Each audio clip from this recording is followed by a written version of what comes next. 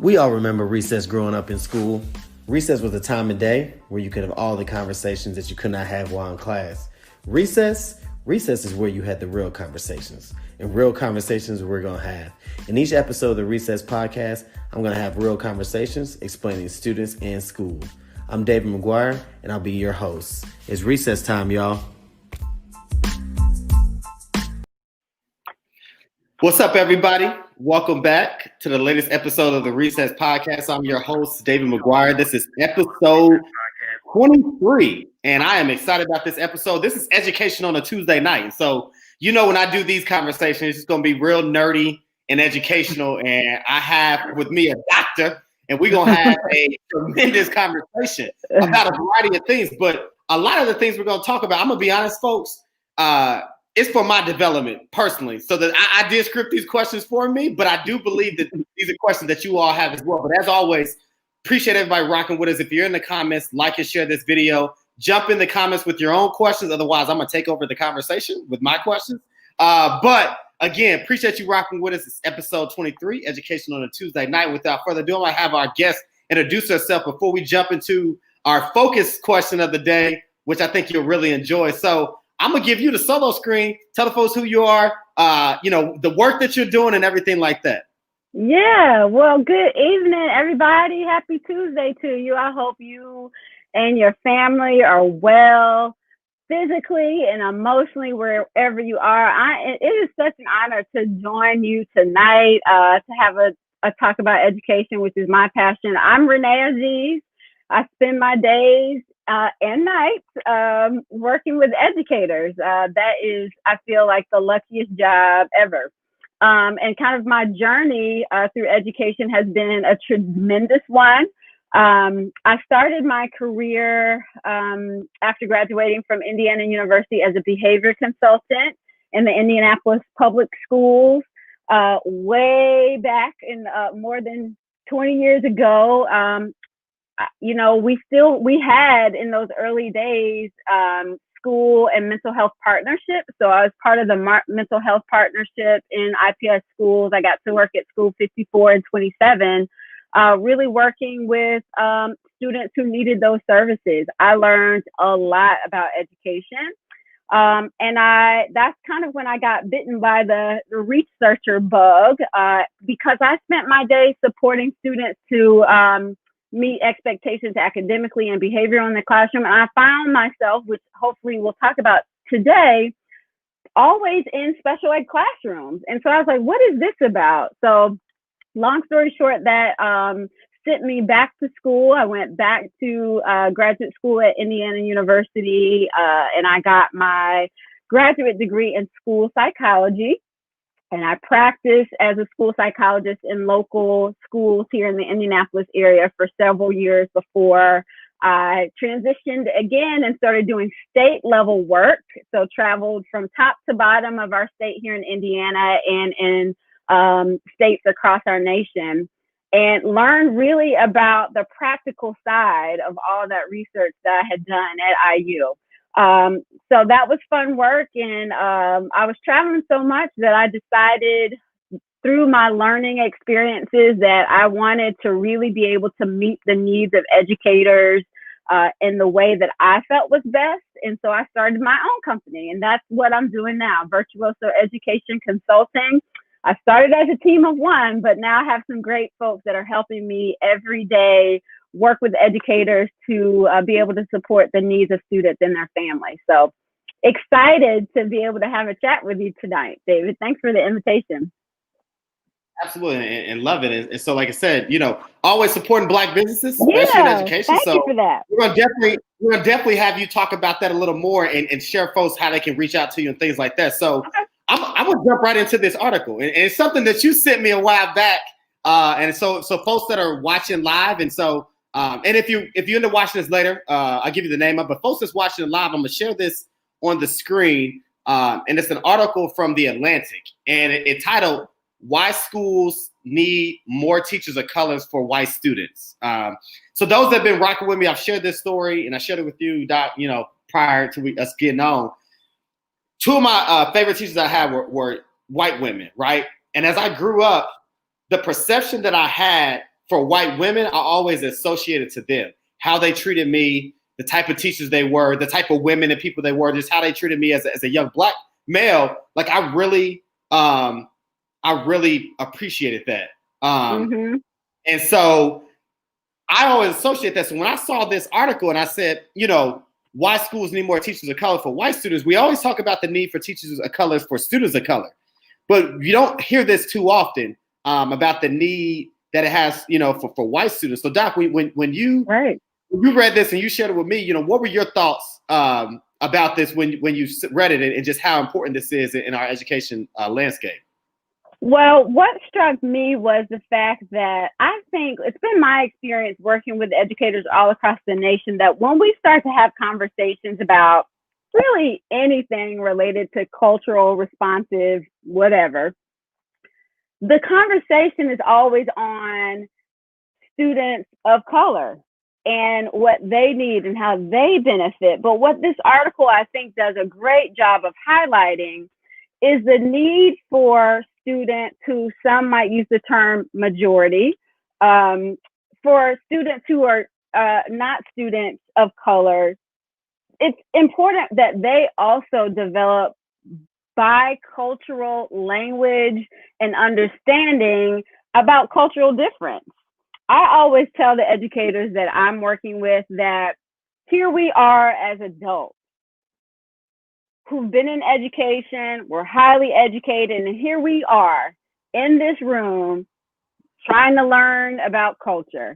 Imagine if we did that for students. A lot of times in education, we fear having conversations about culture and race and social political things with students. But if we did that, we wouldn't have to do that as adults.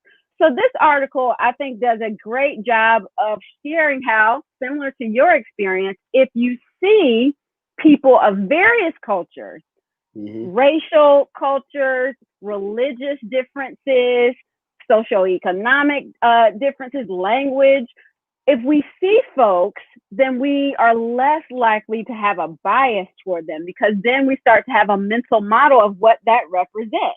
I know you shared with me that some of your favorite teachers were white women. And so now when you think of white women, they're the images. So that's the mental model that we want to start to really support students in developing at a very young age. We have all the research about how teachers of color benefit students of color, but there's the same research that says that by having teachers of multiple cultures, the ways in which they can support students to develop this critical consciousness, as Dr. Gloria Langston Billings would say. And that's really the key.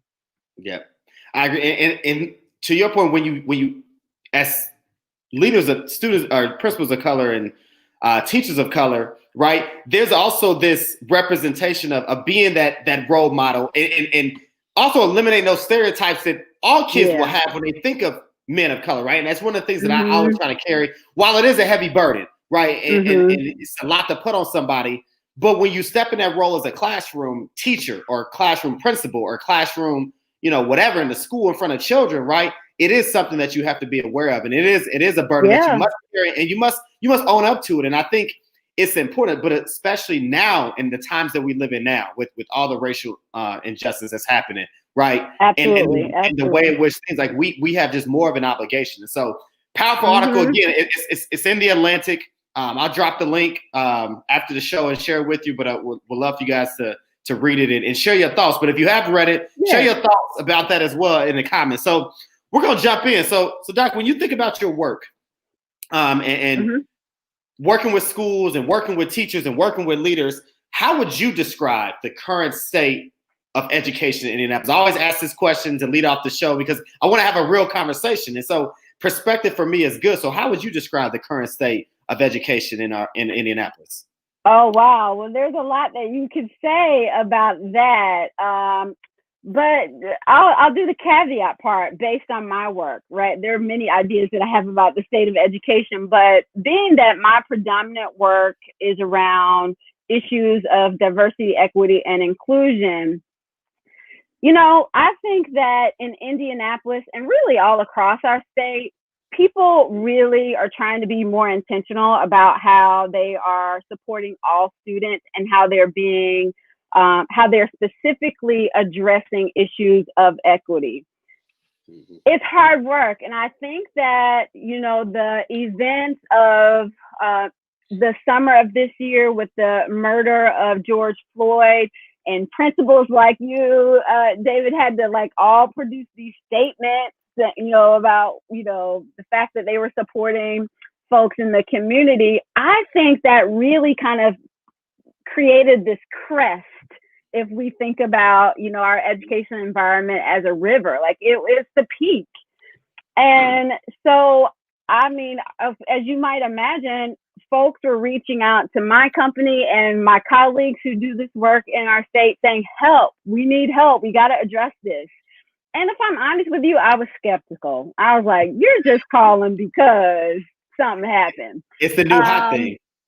Yes. In education, we have these pendulums, and this definitely felt like a pendulum in the summer. And I had to have transparent conversations with district leaders to say, if you want us to support you in this journey, we can do that. We know how to create changed environments that benefit the needs of all students, but you have got to make this a movement and not a moment.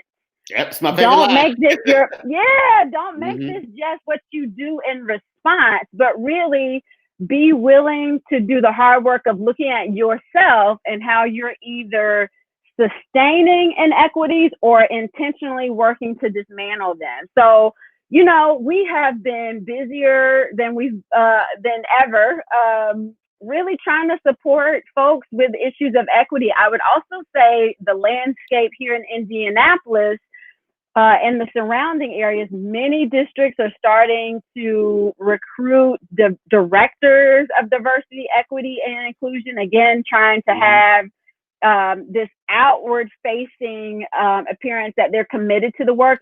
And really, I believe that's their intention. They want to do well by all students. But what I know for sure is Oprah would say is that folks don't really know what that requires when they ask for help in that area. Yeah. I think going back to the summer, a lot of people ask me, why did you put out the statement? I said, I didn't put out the statement so people can know where I stand. I think people that know me know where I stand. I put out the statement to show you that I wasn't afraid to speak out boldly about it, right? And proudly. I think that's the difference, right? And a lot of principals that I talked to that did statement said the same thing. People know where we stand on this. We know this is appalling, it's criminal, it's disgusting, right? It was, the George Floyd, Breonna Taylor was murder, right? Flat out. That's not what we were trying to let you know is we're not afraid to speak out, right? Regardless of repercussions or anything like that, right? And so I think that's where that was. As far as these schools recruiting and hiring these directors, first of all, I'm appreciative because folks that do this work like yourself and other folks that are getting these jobs, it's about time that they're being rewarded for their work and having an opportunity to make a living. But I don't make a living, but make a difference. And for so long, school districts have skated around this topic, or to your point, they were afraid to air their dirty laundry. But now they're hiring these folks, and at least the districts that I've talked to and people in these districts, they've given these people in these roles full autonomy to drastically change things and have uncomfortable conversations and push the envelope and narrative. And that's what I'm most excited about. These positions that I believe that I've seen are not just figurehead in positions. These positions are built to do real work. Yeah. And that's the key. The folks that are highly qualified that are ending up in these positions are friends of mine, people that I admire and respect, and people who I go to for support. And what I know about them is they will refuse to be that figurehead. And going into even the application process, they are very clear, speaking straight words about their intentions. And here I'm showing up fully.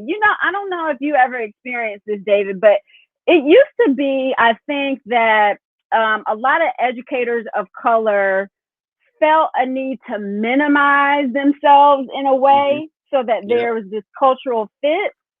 actually, the ladies that you spoke with a couple of weeks ago were mentioning this, just about showing up. And I think that that now that wave has passed, that the folks that are in these positions are very clear that they're going to challenge people's thinking. They're going to have conversations about racism and prejudice and really challenge people to have hard conversations about who they are and what they do.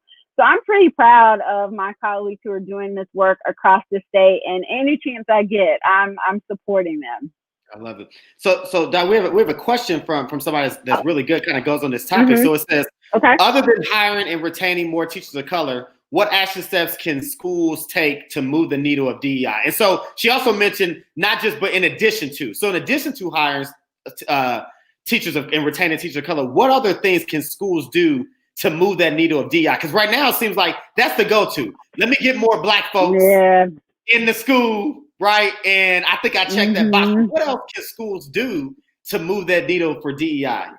Yeah, so as you said, everybody's kind of, this is the bandwagon, and I use that word not to shame folks about wanting to do the work, because I do feel that their intentions are pure.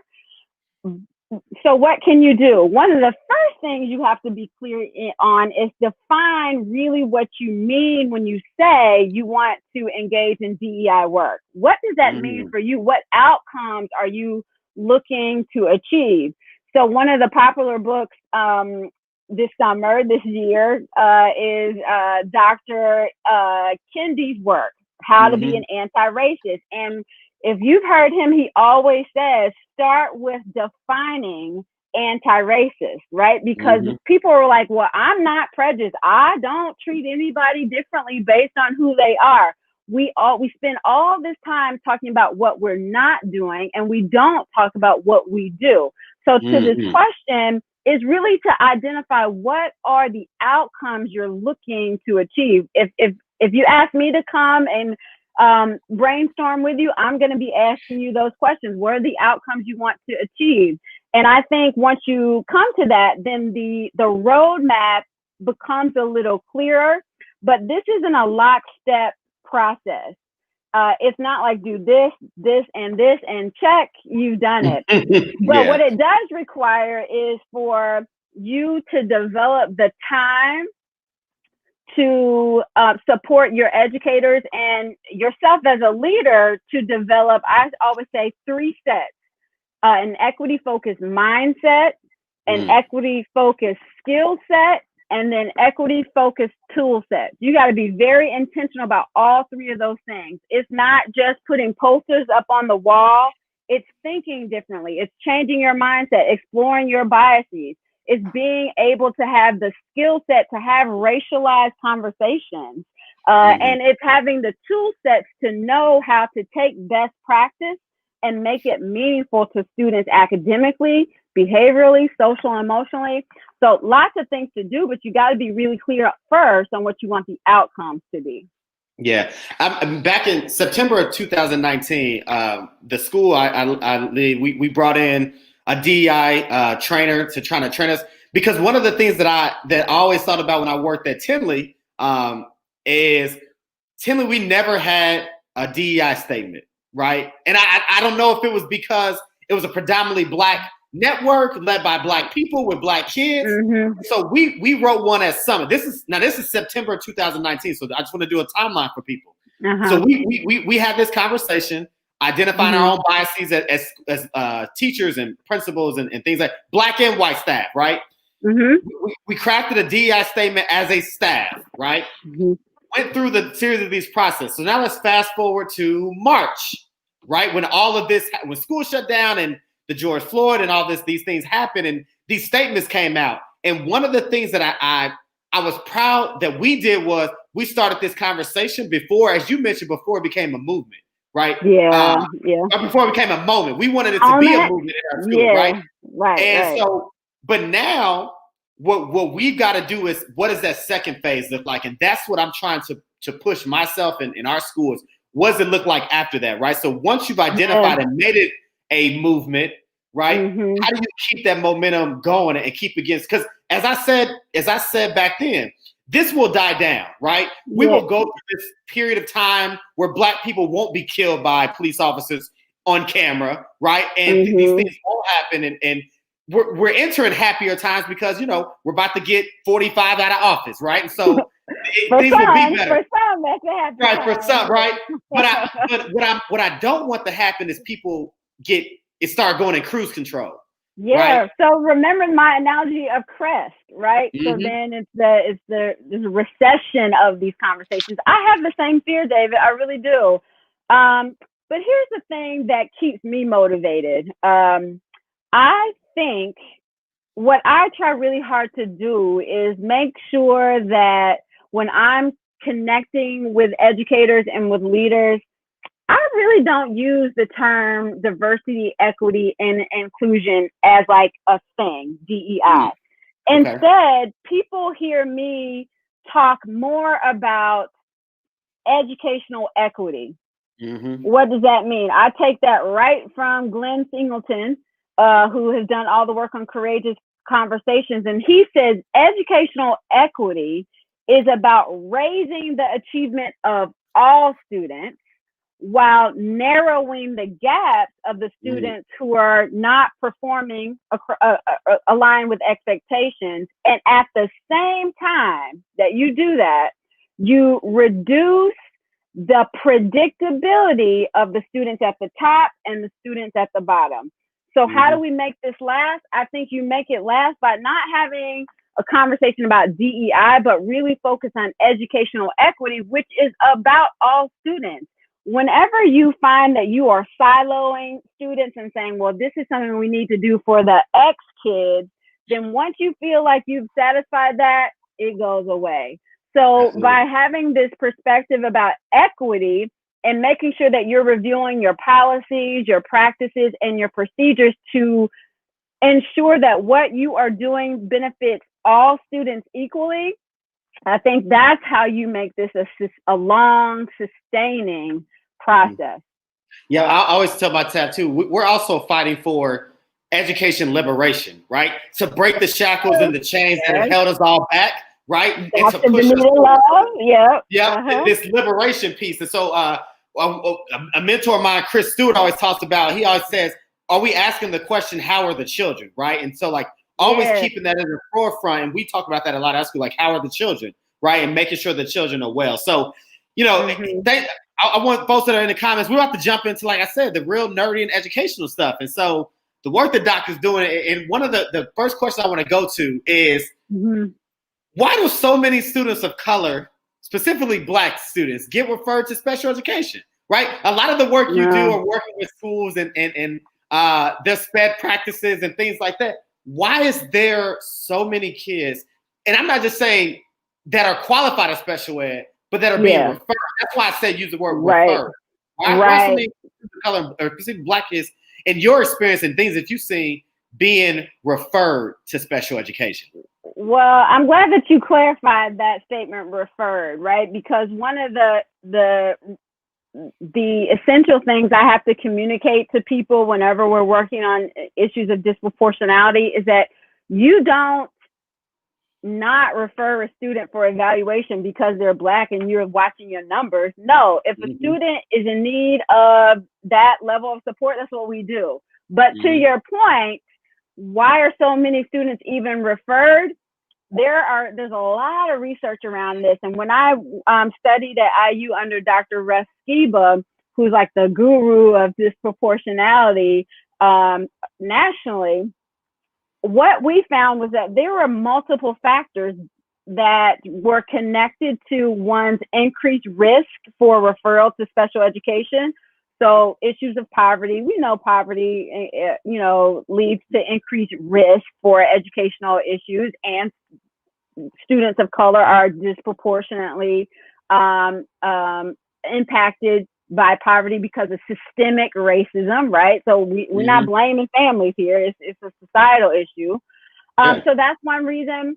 There's the unequal educational opportunities, where the opportunities of students of color are oftentimes limited because of the settings in which they find themselves, right? Some of our students of color are not in settings that are the most well-funded. And so we know that there's a direct proportion between those outcomes and their opportunities to learn.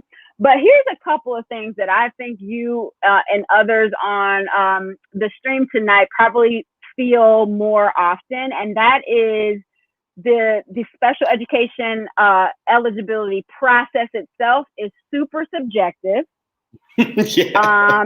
It is really because a teacher is expressing concern about meeting the needs of a student in a classroom. I don't know why Renee is not getting it. All the other kids are getting, and instead of having expertise in differentiating and really changing the relevancy of the way in which they're instructing, I need somebody else to take care of it. And I don't think that that's always malicious. I don't even think it's usually conscious. It is that I don't know, I'm experiencing the fact that this student is not learning and I need them to get some support. People often see special education as a resource, right? They see it as an additional resource that they want to connect students to. And so if you have students who are showing more risk factors in the classroom, then you're utilizing that referral process to help. And then just a couple of other things. A lot of times as a school psychologist, I would get referrals related to behavior. That was going to be my question. And yes. Why is so much behavior and not, to your point, the academic acclimate of not that the child, has a learning disability that we need to put supports in to close the gap, but it is how they act in class, right?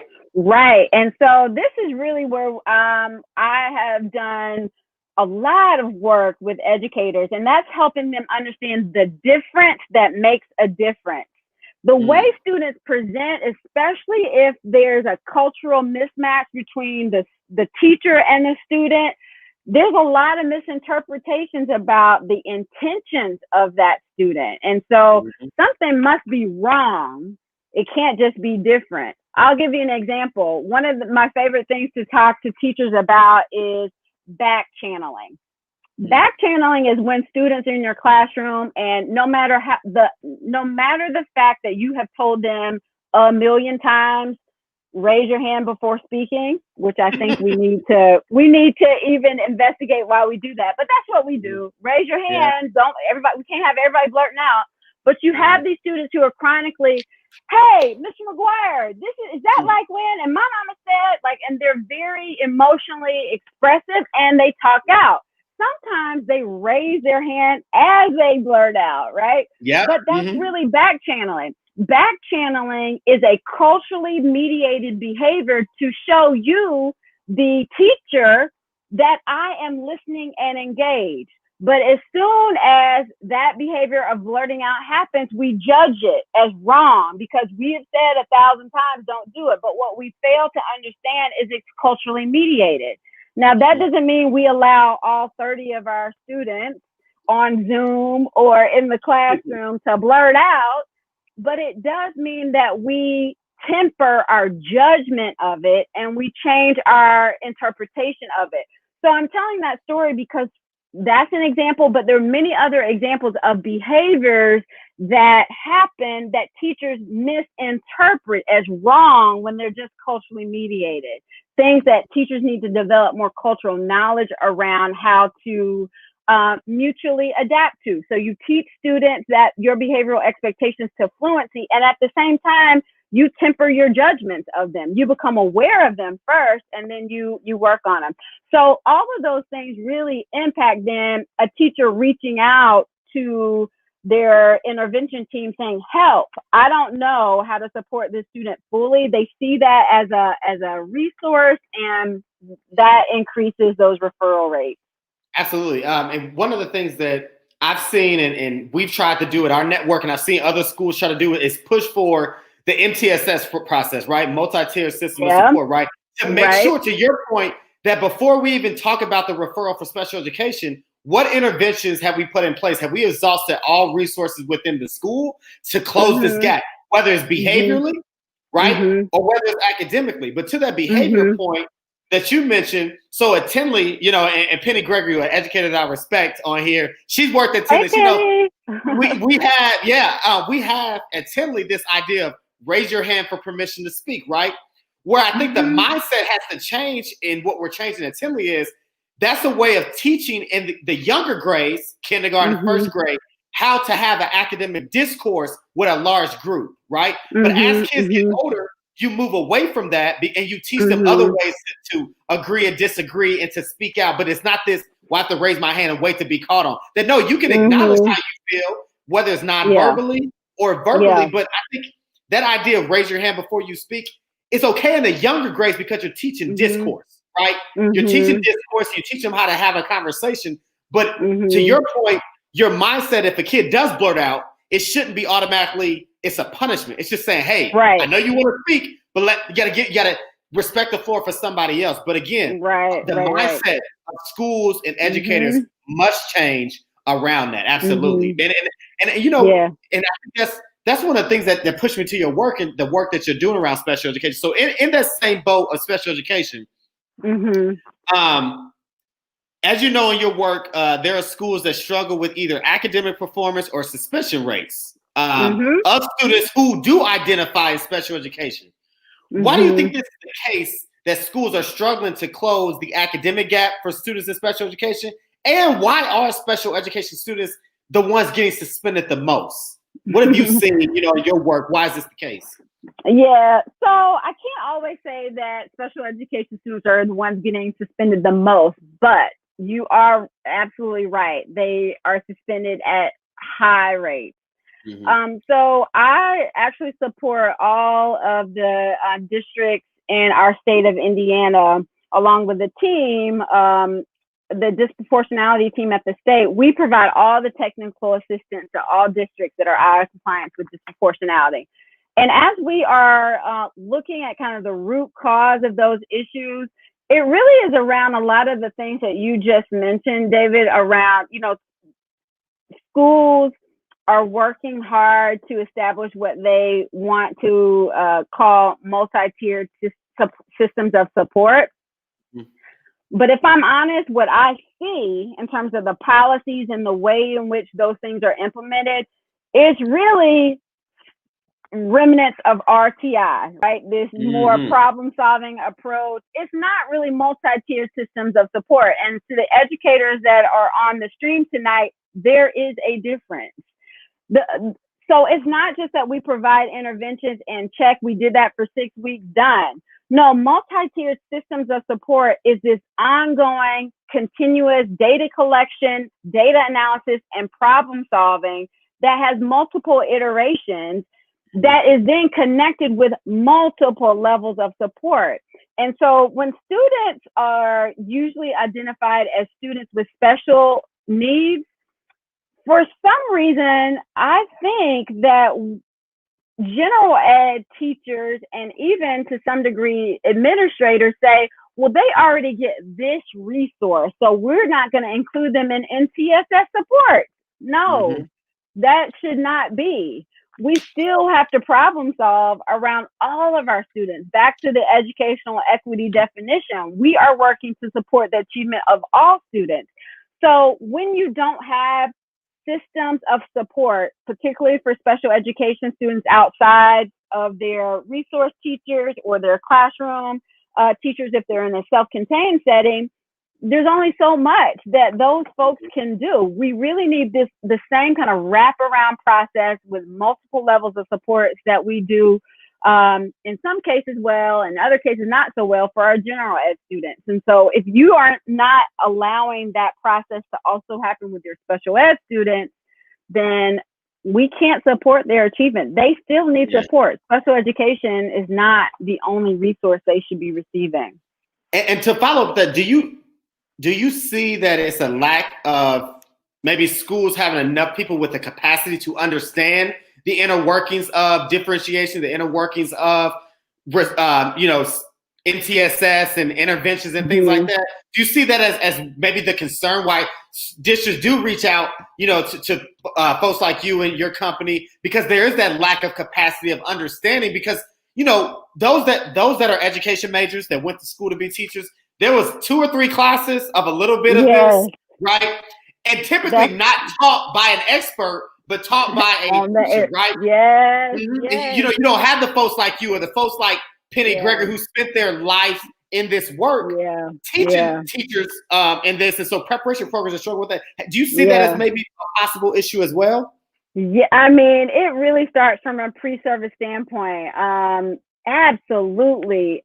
I think the major issue in education is that we really have so little resources to do the things we need to do for students. And that's nobody's fault. We make the best out of what we have.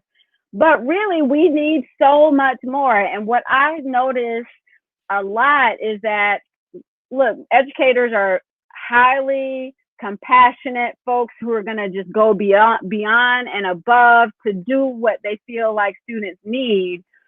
But they sometimes do that without the expertise they need to do that in a way that will produce the results that they want. Yes. I cannot tell you the amount of school teams that show me their school improvement plans or whatever professional development plans that use the right jargon, but don't use the evidence of the real journey that it takes to produce the outcome. So I think it really is this misalignment between a sincere desire and passion to do what's best for students and a lack of knowledge and expertise, resources, and support in order to really get a good action plan done. Now, you mentioned Penny.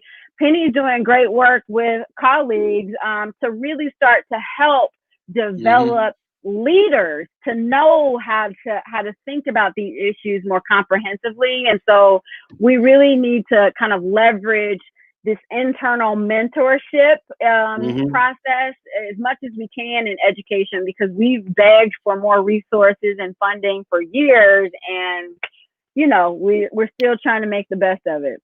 Yeah, I mean, it's the jargon without the evidence of the journey, right? I've learned it as a school leader, right?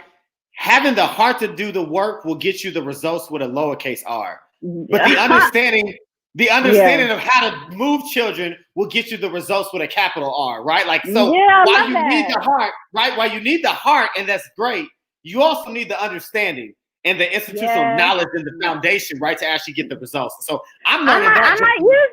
I might use that. I like it. Yeah, I'm learning that, and I tell myself that, right? People know where my heart is, right? Yeah. And I'm getting results, but I'm getting lowercase r results. Yeah, our schools safe. Yeah, kids are happy. Yeah, teachers are, but we're not getting the results of outcomes. I have to get a better understanding of how to do the work so I can get the results that move kids forward. So, that's kind of, that's where I'm at. So now that we painted the picture for special education, right? This is a David McGuire question that I want to answer to, as I'm trying to understand this. Okay. What does it mean for classrooms to be culturally responsive, right? I'm trying to, as you talked about earlier with the identify and defining yourself anti-racism. I'm trying to define for me and my school summit, what does it look like for our classrooms to be culturally responsive? Okay, well, that's an important question. So, I mean, I think in short, it means that a culturally responsive classroom is a classroom in which the cultures of all students, I'm not talking about Black or brown, right? All students are validated and affirmed, and are really led by educators, facilitated by educators who have the ability to effectively respond to cultural difference. So I guess, that might be a succinct way of saying it, but in my work with educators, what I always tell them is culturally responsive practice is not a variable. It's not a thing. It is a construct. So that's what people don't get. They're so looking for the ability to go into a classroom and say, yep, check, but it's a construct. I usually in my work, I'll have like some grapes, and I'll say, hey, I have a bunch of grapes. You want some? And I really have a bunch of grapes, the whole bunch, the one that has the stems and they're connected and all of that. And then I'll pull grapes off of that bunch and I'll say, now in my hand, I have 10 grapes. So here's a bunch of grapes. Like colloquially, I still say a bunch of grapes, but that's not the bunch. What's represented by the bunch? It's all the connectedness. It's the stem. Culturally responsive practice is the same way. You cannot take the grapes off of the stem and say, here's the bunch. It's no longer CR. It has to always be connected. I'm bringing up that point because for so often I see educators say, well, I'm going to play hip hop music today. or I'm going to have all these very, these books from multicultural authors with all these different students. All of that is needed. Look, if your students love and enjoy hip hop and you need to use that as a bridge to teach a standard, you should do that. If you have students of multiple cultures and they need to see themselves in the text, you need multicultural books. But you can't just say you're culturally responsive because you did either of those things. It is the integration of your ability as an educator to do your own work, to understand the culture, your own culture first, and how you show up, but also then the cultures of your students, and combine that with what you know about best practices and how to make that relevant for your students based on their culturally mediated ways of learning. So it's kind of like a Venn diagram. Here's cultural competency, and here is effective practice. The merger of those two things is culturally responsive practice.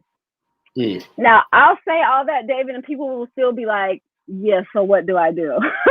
No, but see that you can't give them everything, right? I know folks tuning into the Recess podcast and you get in a lesson today, right? And so we can't give them too much, Doc, because I need them to reach out to you to get the ending, the rest of it. But I appreciate that, but my bigger point is I'm never going to tell you to do X, Y, or Z. Rather, I'm going to teach you how to explore your own culture, to understand how you show up in the world, how you see things, what you know about your students, and then teach you about all the ways culture impacts learning and behavior. And then you'll be able to put those two things together. So it's not an easy journey. It's a long journey, which actually I think, David, might be a reason why we continuously talk about it for all these decades. Absolutely. Because it's hard work. It's hard work. It is. Your hip hop reference brought up something early in my teaching career. And so I worked at a high school. I taught high school English. And one of my other counterparts, she was a white girl. We were both young, right? 23 and teaching high school. And so she came to me one day. She was like, hey, I'm thinking about, we're doing poetry and a poem you. And she came to me. She was like, hey, I was thinking about for the kids, right? If we're gonna read, Rose That Grew from Concrete by Tupac, and I was just like, oh, okay. And I was like, why? She was like, I wanted to relate to him. And I was like, yeah, it's cool. I was like, so what theme are you trying to push, right? She was like, well, we're supposed to read The Road Not Taken by Robert Frost, but I don't think they're going to really get into that. I said, listen, it's not about them getting into the poem. While they should get into it, what it's really about is they need to understand the essence and the element of the poem. And if The Rose That Grew from Concrete doesn't help them master that standard, then it's not appropriate. You shouldn't just incorporate a hip hop reference for the sake of incorporating a hip hop reference. Yeah, you should incorporate it because it will tie better than The Road Not Taken by Robert Frost. But if The Road Not Taken by Robert Frost gets them to the standard and the element, then you just got to roll with it. And you got to do a better job of how you can make The Road Not Taken more exciting. Maybe relevant, right? If you want to do something, rap it to them, right? But your hip hop reference made me think about that for sure. So here's the piece too. And so why do you feel so many teachers, black and white teachers, right? So this is not just black teachers, but white teachers as well, and lack the skills in delivering culturally responsive instruction? So maybe the example I just gave with the two poems, why do you think black and white teachers lack the skill of delivering culturally responsive instruction? Well, I think there's a couple reasons. First, I think it's back to the point we've talked about. It is really a lack of complete understanding of what that means. I think that it's not a lot of knowledge. But one of the things we do at Virtuoso is when we get to, first of all, we do heavy work, sometimes years of work just on the cultural competence side. Like, do you have the mindset, the skill set? Those are really part of your own development. We talk about biases, etc. But when it comes down to thinking about changes in your practice instructionally, we have to do some explicit teaching.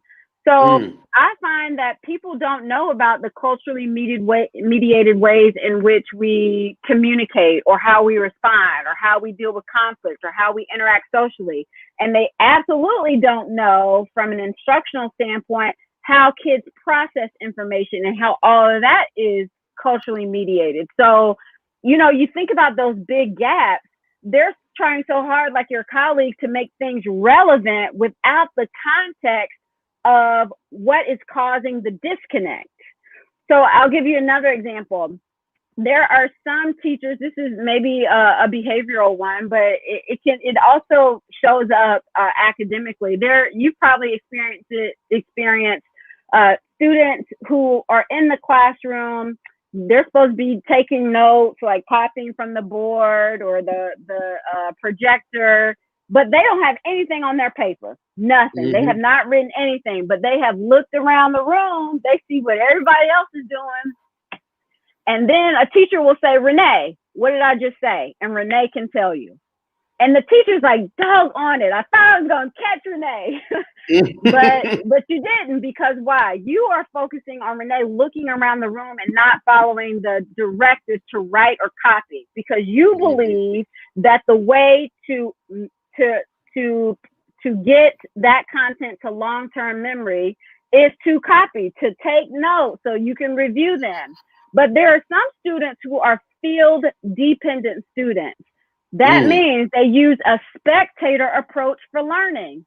So they start to master important content just by watching, by noticing what their neighbor has written down, by noticing what you star on the Elmo. Like that's their mental note taking. And so if you have a student who does not write notes, or the notes that they do are not comprehensive, yet they can still tell you answers, they're still dependent students.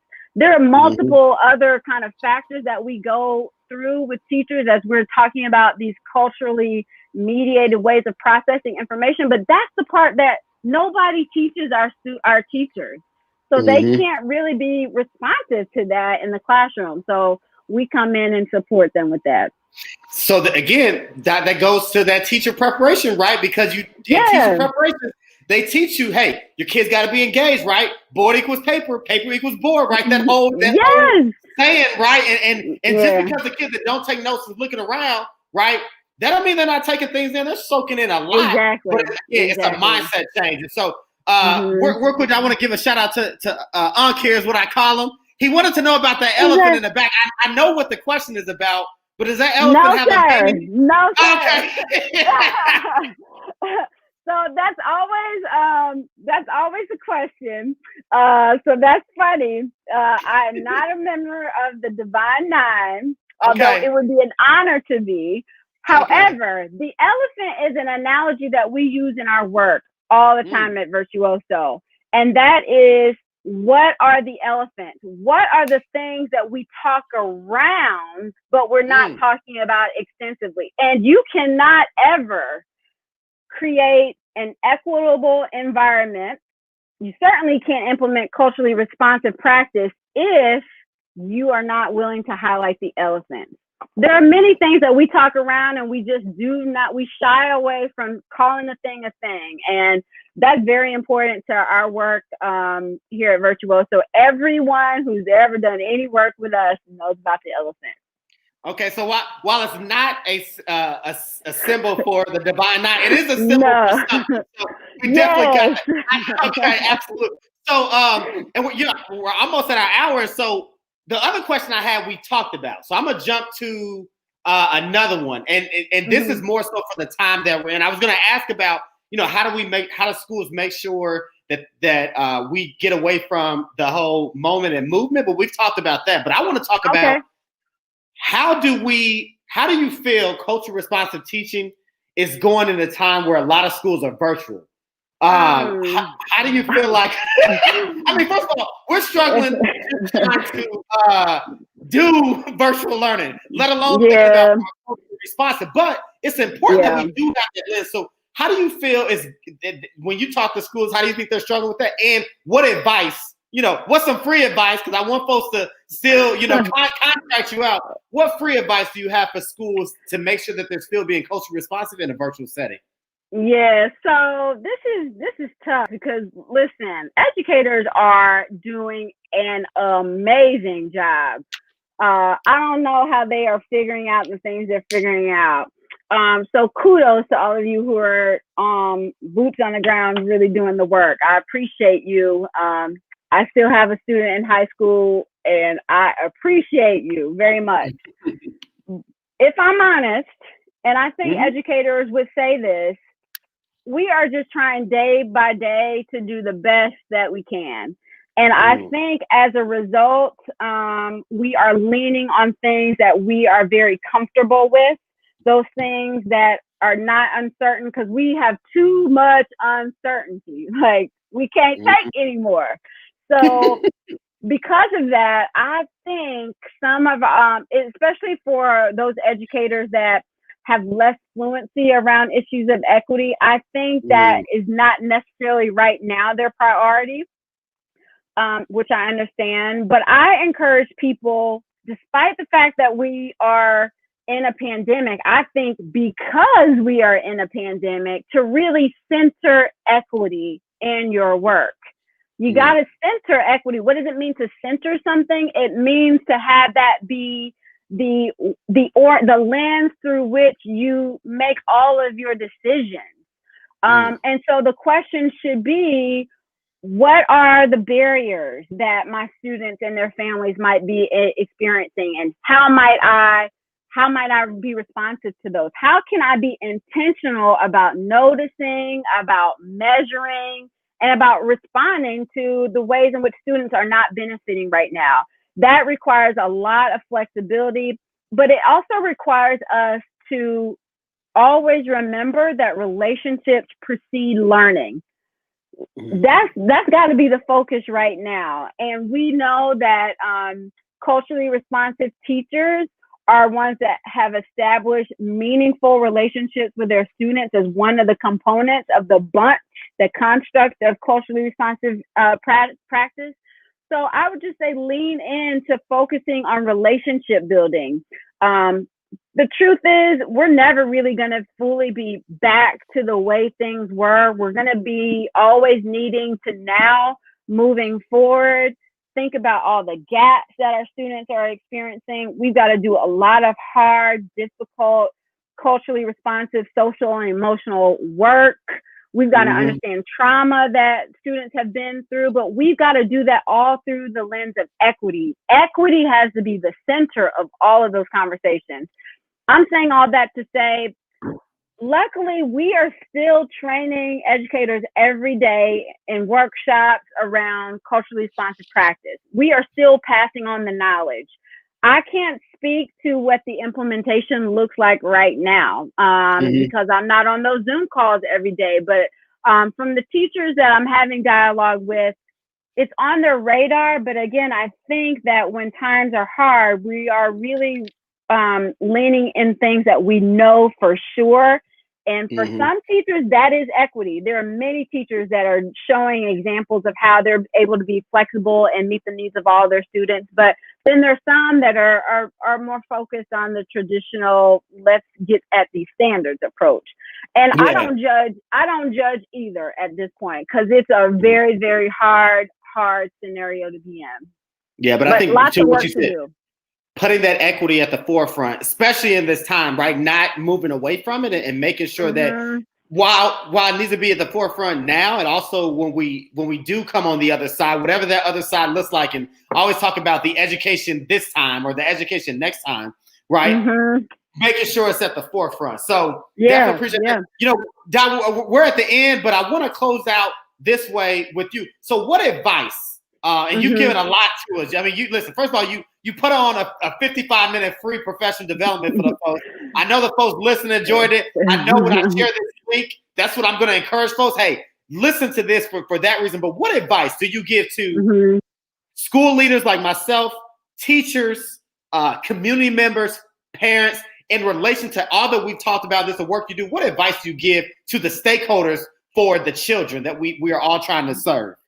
Yeah, so I mean, very simply put, as you said earlier, how are the children? If we can maintain that as our focus, I think that is what will unite us. We're always going to have the different lenses through which we approach what we need to do. But I would say for school leaders, when you think about educational equity, know that it's a journey. It's not a destination. It's not that you're going to bring in anybody and say, yep, we did that, now we got it. It is a long, long process that first has to really be connected to helping educators understand who they are. We call that doing self-awareness work or mirror work. So know that it's not a quick fix. I think to parents, I'm a parent. Again, my daughter's in college, figuring out virtual life, and my son is in high school. And I would say to other parents out there that, look, let's expect the best for our students, and we've got to be their advocate. Even if you're not an educator like me, you still do what you can to be an advocate for your student when you see that they're not connecting to instruction, or they're having a behavior issue, or they're sad, or they're having a lot of emotional dysregulation. You advocate on their behalf. Just in simple words, just say, I'm worried about my student. Reach out to someone. They need you to be their advocate. And I would also say, let's hold our students accountable and their teachers as well. That's what I think one of the things we should be committed to as parents and as community. I would say we need you as partners in education. I spoke earlier about the need for resources for people with various levels of expertise. I've been really excited to work with a couple of districts this year who are establishing community coalitions. Genius. Like, let's really use the voices of the community to help us problem solve how to become more equitable. So community partners, I would say, be a part of the solution. Reach out to school leaders, go to board meetings, volunteer yourself. I would say don't wait for someone to ask you. There are things that we can identify for you to do if we know that you're willing and able. So it really is a partnership. One of my favorite books for educators is a book by Ellen Amatea. It's developing culturally responsive family-school partnerships. And in the book, she really talks about how we have to not think about the old traditional ways of doing things, but really be flexible in terms of using a strengths-based approach for how we think about the assets that families bring, as well as the role of educators. And so, yeah, we have to be committed, I think, to being on one team for the purposes of supporting all of our students. So, Doc, I put at the bottom where folks can find you on Twitter, to follow you on Twitter. Okay, thanks. But also, just real quick, share with folks where can they find you? How can they reach out to you if they wanted to talk with you more and learn more about your work, or possibly contract you out to help with support for them? So, in addition, obviously on Twitter, which I have scrolling at the bottom, how else can people reach out to you? Yeah, so Twitter, that's good. Or you can visit our website, which is Virtuoso Education Consulting. Our URL is www.virtuosoed.com. Send me an email. My email is on that website. And I'm happy to always talk. There's lots of free resources that we have through the DOE. We have a free resource on bias. We have a free resource on culturally responsive instruction. So I can point you to all those things with pleasure. Whatever you need, I'm at least willing to give you some advice about where to look next. So absolutely. yeah, I appreciate it. Thank you again for joining me tonight and dropping absolutely. the knowledge and helping me talk through some things. And I know the folks listening. So the folks that are listening currently, Let if you me could look at the chat. yeah, go ahead and like and share this this video, this podcast with folks who you think be interested. If you listen to this later and listening to this after I post the link, share this with somebody who you think would want to hear this. There's a lot of good gems drop. And as I close out tonight, I just want to encourage folks. The Recess Podcast, I host this podcast, but also host another podcast. I want to also highlight our umbrella podcast organization. So the 8 Black Hands, Charles, Sharif, Ray, and Chris, they created this umbrella of dope shows. So I wanted to highlight those. So my other show, the AOS Podcast, is another one. 3 Times Dope is a podcast. Libations with Us and the Ed Pierce, all of those podcasts. So if you love education podcasts or podcasts just talking about real stuff, follow us on Twitter, like us on Facebook, subscribe to our podcast. So I wanted to throw that plug out to our umbrella organizations. But also, I'll be back this Thursday. I'm pulling off 2 shows this week. Got 2 special guests with me. We're going to have a conversation just like this one for me to learn more. And so the title of Thursday's episode is How Education in Indianapolis Can Become More Linguistically Responsive. And so we're going to talk about how we can become more linguistically responsive. So I'm bringing on 2 awesome educators who's going to drop some knowledge and gems. So I hope that folks will join us. That's this Thursday, 7:30 p.m. Eastern Time, streaming live on Facebook, YouTube, and Twitter. So check us out. But again, as I always say at the end of every show, this has been the Recess Podcast where we have real conversations. Create the platform, control the conversation, and change the culture. Doc, I appreciate you for coming on. God bless you. I know we'll link up again for sure. Yes. Thank everybody for tuning in, and have a good evening. Bye, everybody. Proud of you, David. Thank you. Thank you.